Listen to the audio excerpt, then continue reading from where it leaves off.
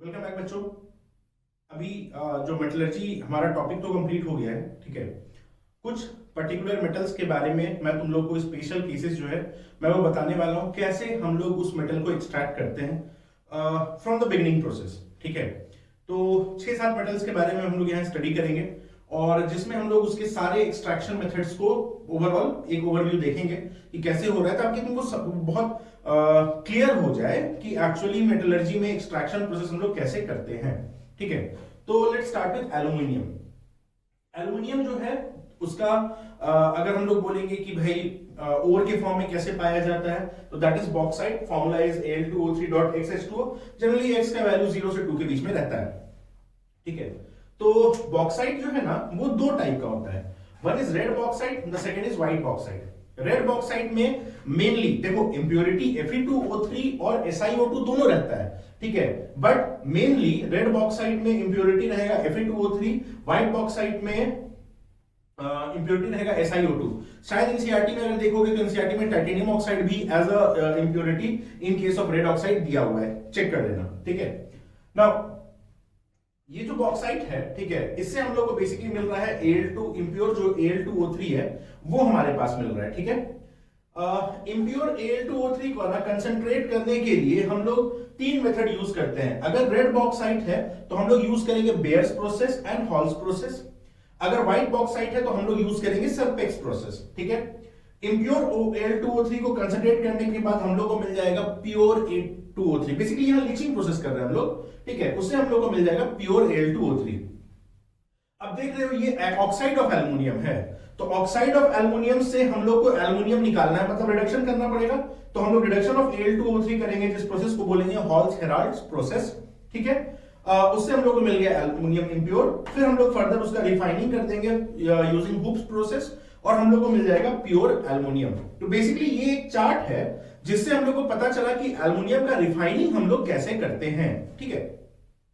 और ये पूरे मेथड के बीच में जितने प्रोसेस आए हैं हम लोग एक एक करके सबके बारे में डिटेलिंग कर देंगे। कोई तुमसे अगर पूछेगा कि एल्युमिनियम का मेटलर्जिकल एक्सट्रैक्शन प्रोसेस क्या होता है, तो वेरी बिगिनिंग जहां पे हम लोग को मिला है उसका ओर, और ओर से लेके हम लोग को एल्युमिनियम प्योर, यही मेथड है, ठीक है ना।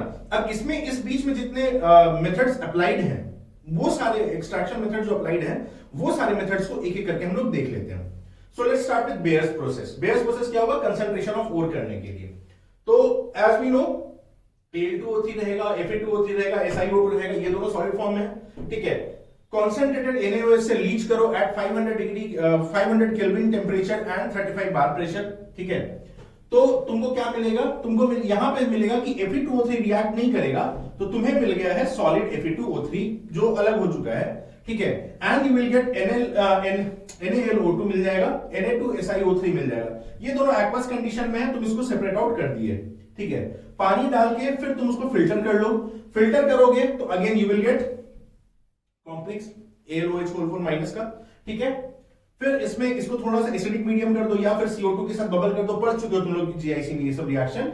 यू विल गेट एल्युमिनियम का हाइड्रोक्साइड एज प्रेसिपिटेट। लेकिन ये जो एल्युमिनियम का हाइड्रोक्साइड है प्रेसिपिटेट वाला, ठीक है, इसको फिर फर्दर हम लोग फिल्टर आउट करके और इसको हम लोग कैल्सिनेशन प्रोसेस से करेंगे तो हम लोग को Al2O3 प्योर मिलेगा, ठीक है। तो अगेन ये जो मेथड है वो कहां तक अप्लाई हो रहा है कि जहां पे हम लोग को प्योर Al2O3 मिल रहा है।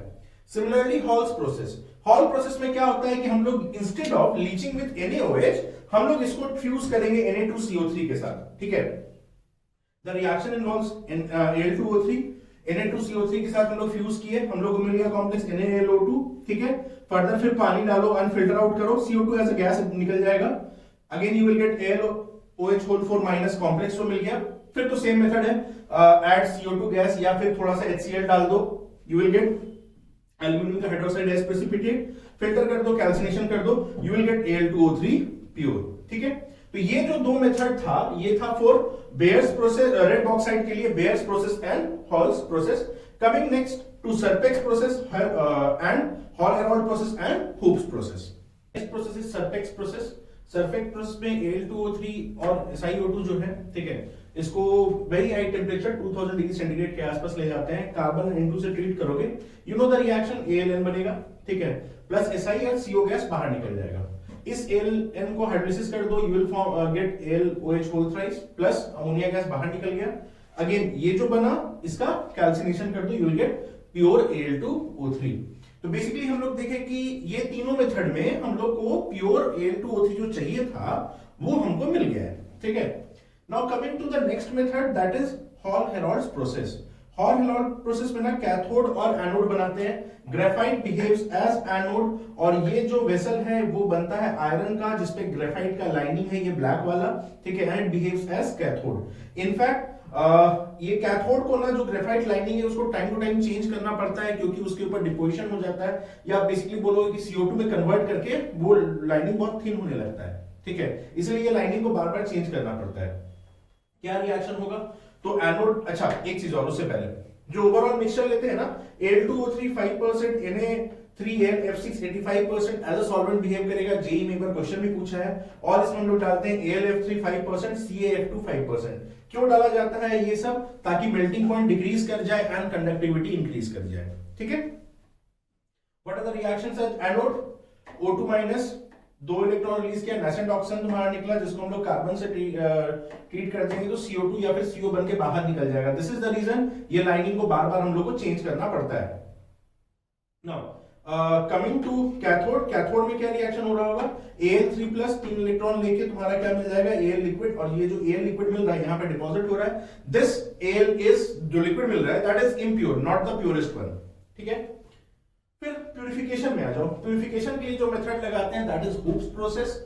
अगेन इलेक्ट्रो डिफाइनिंग के जैसा ही होता है, इलेक्ट्रोलाइट ले लेंगे मॉल्टन AlF3, एनोड पे हमको इम्प्योर एल्युमिनियम मिलेगा, कैथोड पे प्योर एल्युमिनियम मिलेगा।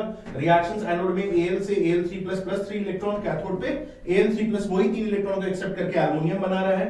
नाउ ये सेटअप है, ठीक है, और ये वाला प्योर एल्युमिनियम यहाँ से इम्प्योर वाले से टूट के ये जो आयंस है ये डिपॉजिट होता जा रहा है और प्योर एल्युमिनियम मिल रहा है। So basically this was the whole method, जो एक्सट्रैक्शन मेथड है जो हम लोग पढ़ रहे हैं फॉर एल्युमिनियम, ठीक है ना। एल्युमिनियम का पहले हमने एक चार्ट पढ़ा और उसके बाद उसका पूरा डिटेलिंग किया, ठीक है। तो ये एक मेथड हुआ फॉर एल्युमिनियम। आई होप तुम लोगों को ये एल्युमिनियम का पूरा मेथड जो है वो समझ में आ गया होगा, ठीक है। लेट मूव ऑन टू, या अगला जो एलिमेंट है या अगला जो मेटल है उसके एक्सट्रैक्शन प्रोसेस पे आते हैं।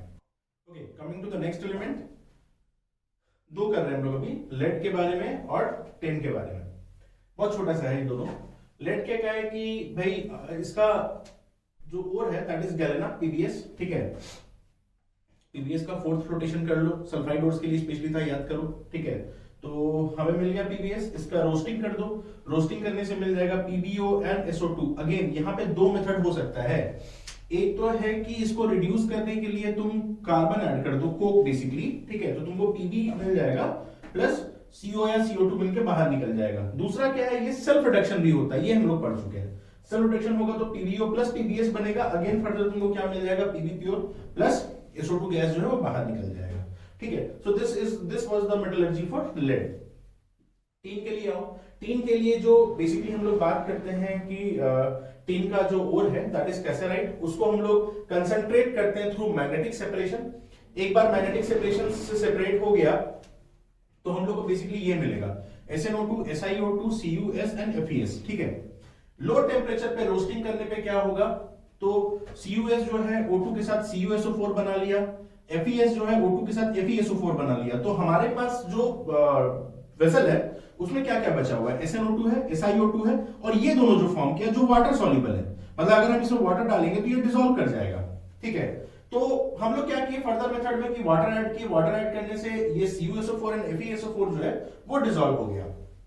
उसके डिसॉल्व होने के कारण हम लोग को बस यही दोनों मिला जिसमें 60 to 70% SnO2 रहेगा, ठीक है, प्लस SiO2। इसको हम लोग बोलते हैं black tin. Now this is impure, ठीक है। अगेन फर्दर क्या करना है, स्मेल्टिंग करने के लिए क्या करेंगे, कैल्शियम कार्बोनेट ऐड कर दिए।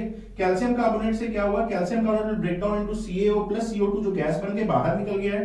नाउ दिस CaO एंड जो SiO2 था इसमें, ये दोनों मिलके एक स्लैग बना लेगा CaSiO3, ठीक है। एंड इसी मेथड को आगे हम लोग ये करते हैं रिडक्शन बाय कार्बन। SnO2 के साथ कार्बन रिड्यूस कर देंगे, will get Sn and CO plus CO2 बनके अपना बाहर निकल गया। तो बेसिकली तुमको वेसल में क्या बचा, Sn लिक्विड के फॉर्म में, ठीक है, प्लस स्लैग जो अपना सेपरेट आउट कर जाएगा। ठीक है। So this was the method जिसमें हम लोग लेड एंड टिन के बारे में इन दोनों का हम लोग प्यूरिफिकेशन कर रहे थे। So next is metallurgy of iron. ठीक है, मेटलर्जी ऑफ आयरन में आयरन का जो ओर है उसको पहले हम लोग ग्रेविटी सेपरेशन से ट्रीटमेंट कर दिए, रोस्टिंग कर दिए, और उसके बाद हमारे पास बचेगा ये सब। ठीक है, ओर में क्या क्या है, Fe2O3 है, Fe3O4 है, और तुम्हारा इम्प्योरिटी में क्या होगा, SiO2। इसमें ना हम लोग कोक और कैल्शियम कार्बोनेट डालेंगे। रेशियो होता है बाबू, ओर 8 तो कोक जो है वो 4:4, और जो तुम्हारा फ्लक्स है वो 1 के रेशियो में जाएगा। ठीक है, इन सब को मिला के हम लोग ब्लास्ट फर्नेस में डाल दिए। ठीक है, अब ब्लास्ट फर्नेस जो है ना टेम्परेचर वाइज अलग अलग जोन में डिवाइडेड है। यहां पे हम जोन्स का नंबरिंग कर दिए, और हर जोन पे जो रिएक्शन हो रहा है वो हम यहां पे लिख दिए।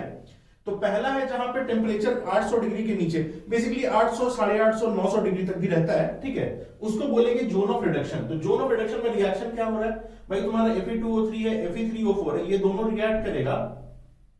ठीक है, और ये फॉर्म करेगा Fe3O4 plus CO2, FeO plus CO2। ठीक है, फिर जो FeO बना again that reacts with CO to form Fe plus CO2।